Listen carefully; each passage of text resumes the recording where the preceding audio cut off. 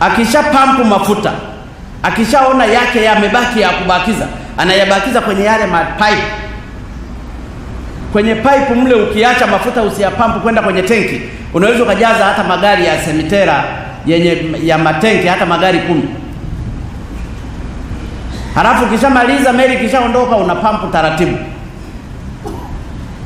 Pipe hizi za mafuta ziko connected kwenye pipe la mtu mwingine. Na ndiyo maana saa nyingine mafuta ya diesel yanachanganyikana na mafuta ya ndege. Wanakaa miezi kadhaa kuanza kusafisha kwa kutumia fedha ya serikali. Tulipoleta mtaalamu kwa ajili ya flow meter,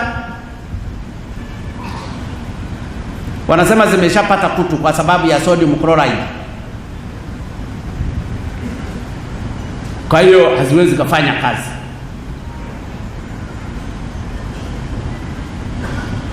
Kasema sasa lazima tununue flow meter nyingine. Waziri mkuu akaja hapa. Kuanzia mwezi wa pili flow meter nyingine haijanunuliwa. Waziri mkuu ameondoka, inawezekana najua flow meter imeshanunuliwa, lakini haipo.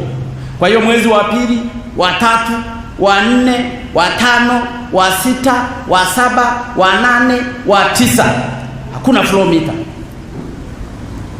Fedha zipo lakini hakuna flow meter iliyonunuliwa,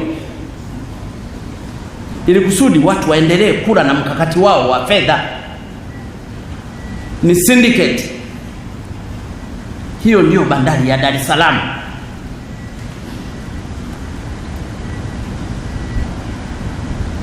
Hiyo ndiyo bandari ya Dar es Salaam. Skana hizi zote